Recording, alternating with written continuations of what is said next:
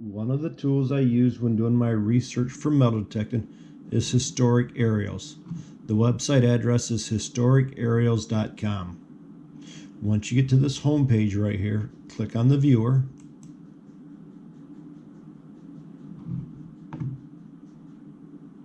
I've used this before, so it should locate my location, and it does. We're going to get rid of this ad right here. And for demonstration purposes today, I'm going to show you the POW camp in Allegan, Michigan.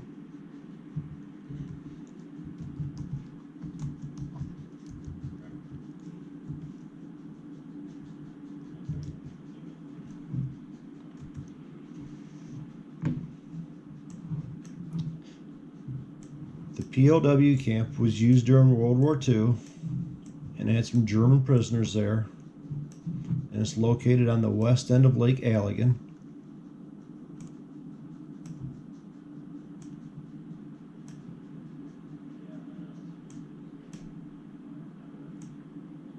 And this little bit right here is the camp. And right now I'm looking at the map feature of this application here. And I am going to click on the 2012 map just so you can see what this looks like in 2012. 2014 looks about the same. I've always thought the 2012 map from my area has better quality photos. You won't be able to see any remnants or traces of this camp until you go back to 1957. This is what the POW camp looked like in 1957. In 1947, you can see more, but the photo quality is not there.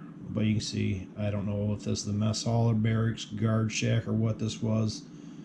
Another building, another one. This right here in the center was a flagpole. More barracks. Okay. One thing I like to do with this is use the GPS feature. If you click down here on this create new measurement, and we're going to touch right here on the center of this flagpole, and we've got 42.551881 by negative 85.955590. Now I'm going to run you over to Google Maps real quick, and we're going to enter that in here. 42.551 space negative 85.95550. Enter. And this is going to show us that waypoint right here. And as you can see right here, it says prisoner of war camp. But we're right here. We're going to zoom in a little bit. And we're going to click on this satellite image right here.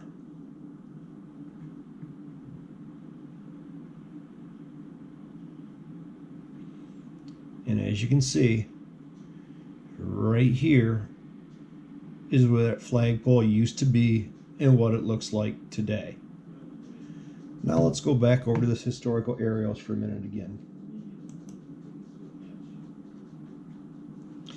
That was a create measurement. The next spot I click on here, it's going to give me a distance reading. So if I want to know how far that flagpole was, so let's say to the center of the road. Right down here in the bottom left, you can see 239 feet. So if you don't have a GPS unit with you, you can get pretty close if you were to measure out or step off 239 feet from the center of the road, but you've also got to find your up and down also.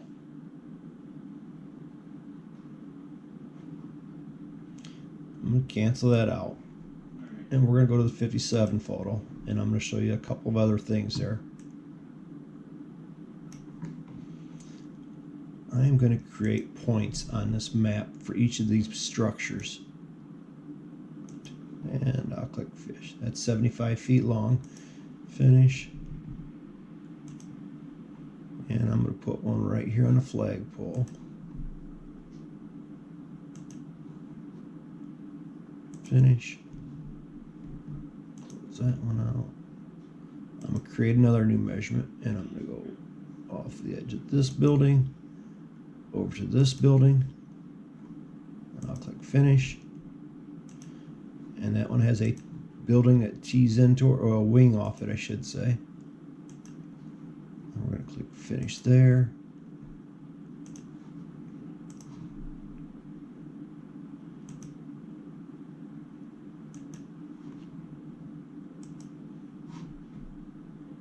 Okay.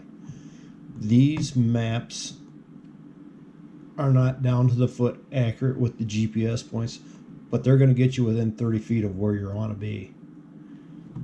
So now we're going to look at all these points I just put on the overall map. And as you can see, I put a map. There's a structure there. This is the flagpole, another structure, another structure. And then we can click on the 2012 map. It's kind of hard to see with the green, but you can see them on there. This website has right-click disabled, so you cannot right-click on that. But if you,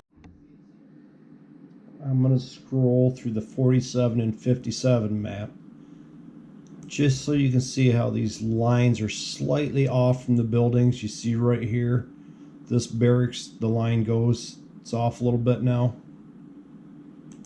57, it's right on. So the aerial overlays aren't 100% exact, which is why I said your GPS coordinates will not be within feet or inches. They're going to be probably 10 to 30 feet.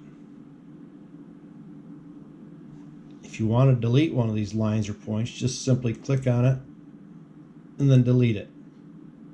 Click on it, delete it. You can add another one again. This time I'm going to mark the road because I want to metal detect this road right here. I'm going to come right down here like a giant horseshoe and back out there. And I can click finish on that.